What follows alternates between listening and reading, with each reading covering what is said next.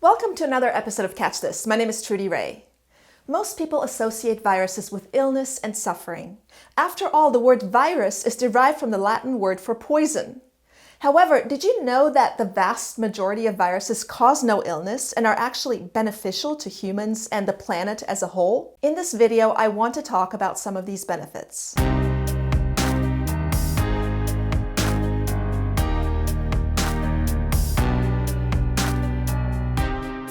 The ability of viruses to enter cells by attaching to host cell receptors and releasing their genome into the cell can be exploited for various purposes. For example, viruses can be used as vectors for delivering vaccines or for delivering healthy copies of defective genes, also known as gene therapy, and they can also be used to deliver therapeutic drugs to specific cells. Several COVID vaccines, including those made by AstraZeneca and Johnson & Johnson, consist of a vector virus that contains a gene for the SARS-CoV-2 spike protein. Upon injection into a vaccine recipient, the vector virus should enter cells and serve as a code for host proteins to synthesize the encoded spike protein. Genes that regulate replication of the vector virus are removed to ensure that the vector itself cannot cause an infection in human cells. Other genes not needed for purposes of vaccine delivery are also typically removed to create more room inside the vector for the inserted antigen gene. Adenoviruses are particularly suitable for delivering foreign genes into cells because they have a double-stranded DNA genome that can accommodate segments of foreign DNA, and because they infect most cell types without integrating into the host genome. However, pox viruses, retroviruses, vesicular stomatitis virus, just to name a few, can also be used for vaccine delivery. As of today, 6 viral vectored vaccines have been authorized for use in humans across the globe. 4 SARS-CoV-2 vaccines, 2 of which were previously described in episodes 4 and 15, and 2 Ebola virus vaccines. Viruses may also serve as vectors for targeted gene therapy to treat genetic disorders caused by mutations in the sequence of a person's DNA.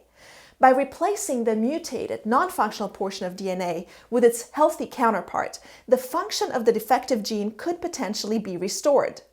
Some viruses, like retroviruses, already insert their genetic material into the host genome as part of their replication cycle, and this makes them suitable for delivering such functional genes to target cells. Recent advances in technology may even allow for the delivery of CRISPR-mediated gene editing tools to edit the target genome in the cell by excising the defective gene and replacing it with a functional version. In other words, you would inject this drug into a person. The vector virus, carrying CRISPR components, would then go to the specific target cell, enter that cell, and deliver the CRISPR tools into the cell, which would then cut out the defective gene and fix it on site. One such targeted therapy aimed at treating genetic muscle disease by specifically targeting muscle cells was recently discussed on TWIV 812. I highly recommend listening to this episode. This type of therapy could potentially also be used to delete integrated HIV from the genomes of infected individuals, again using CRISPR technology. In other words, this technology could be used to potentially cure HIV-infected individuals. Simply amazing. A similar vector approach can also be used for cell-specific delivery of therapeutic drugs. For example, replication-incompetent viruses that have been engineered so they can't replicate, can be further modified. These modifications may allow the viruses to specifically target dividing tumor cells or cells that display surface proteins that are unique to cancer cells, and deliver chemotherapeutic drugs only to those cells. As you probably know, one of the challenges in cancer therapy is that you don't typically kill only the cancer cells, but also a lot of good, healthy cells, leading to devastating side effects. Alternatively, replication-competent viruses can be manipulated to directly target and kill cancer cells in a mechanism known as oncolytic virotherapy, or viral oncotherapy. It means the same thing. I described an example of this mechanism in one of my blog posts at Virology Blog, and this example involves a herpes simplex virus engineered to target a receptor that is practically absent in healthy brain cells, but is specifically expressed on glioblastoma multiforme tumor cells. The engineered virus also encodes a gene for a cytokine that increases the effectiveness of oncolytic viruses by recruiting cytotoxic T lymphocytes, which cause the tumor cells to burst. An accumulating body of evidence suggests that the cancer-specific antigens that emerge from burst cancer cells may also trigger additional downstream immune responses, and this further enhances the potency of oncolytic viruses. Considering that we are on the brink of a major antibiotic resistance crisis, viruses may just come to our rescue in this regard as well. Bacteriophages, phages for short, are viruses that only infect bacteria, and as it turns out, they can be used to treat pathogenic bacterial infections. There are numerous potential advantages to phage therapy compared to traditional antibiotic therapy. For example, phages are equally effective against antibiotic-sensitive and antibiotic-resistant bacteria. They are also more specific than antibiotics, and this specificity leads to reduced impact on commensal bacteria, the good bacteria that inhabit us, which are typically obliterated by conventional antibiotics. Unlike most antibiotics, phages are also capable of disrupting bacterial biofilms, and their use would lead to reduced incidence of opportunistic infections and reduced toxic effects of bacterial infection. Although bacteria can become resistant to phages, phages can likewise evolve to overcome this resistance, making bacterial resistance to phages less of a challenge than their resistance to antibiotics. Scientists have also found that the efficacy of phage therapy can be improved by combining phages in an antibiotic treatment regimen, or by combining several phages in a phage cocktail. In a highly publicized phage therapy success story, infectious disease epidemiologist Stephanie Strathdee describes how she recruited the help of an international team of physicians to cure her husband of a life-threatening multi-drug resistance Acinetobacter baumannii infection using an intravenous phage therapy cocktail. I highly recommend reading this book. I could not put it down.